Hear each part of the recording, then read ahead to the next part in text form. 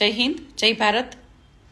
કોંઢ ગામનો બનાવ જોઈ રહ્યા છીએ। ખૂબ જ દુઃખ થાય છે કે ખેડૂત એ જગતનો તાત છે, તો આજે ખેડૂતો ઉપર ખોટી તાનાશાહી અને જે ખોટી હિટલરશાહી આ સરકાર દેખાડી રહી છે, તો આ બધું બંધ કરી દેજો।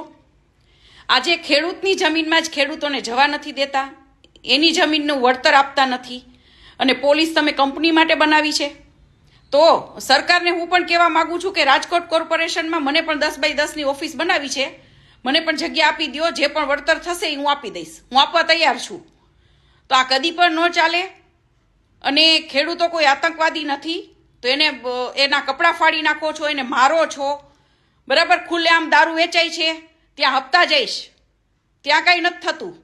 એટલે ધ્યાન રાખો, અને જો આ પબ્લિક એક થઈ ગઈ તો પોલીસને પણ ભાગવું બહુ વહેમું પડી જશે। તો સરકારશ્રીને હું કહેવા માગું છું કે ખેડૂતોની જમીનમાં ખેડૂતોને પૂરતું વળતર મળે। જે પણ આપ કરી રહ્યા છો એમાં પૂરતું વળતર ખેડૂતોને મળવું જોઈએ, બરાબર। આ ખેડૂતોના બાપની જમીન છે, સરકારના બાપની જમીન નથી।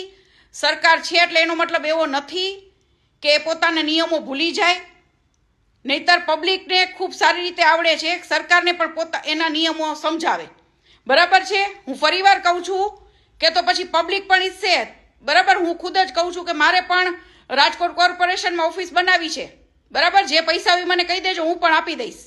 આવું કદી પણ ન ચલાવી લેવાય કે આપ લોકો ખેડૂતોની જમીનમાં જ ખેડૂતોને જવા નથી દેતા। તો આ ચોખ્ખી તમારી હિટલરશાહી અને તાનાશાહી બંધ કરો।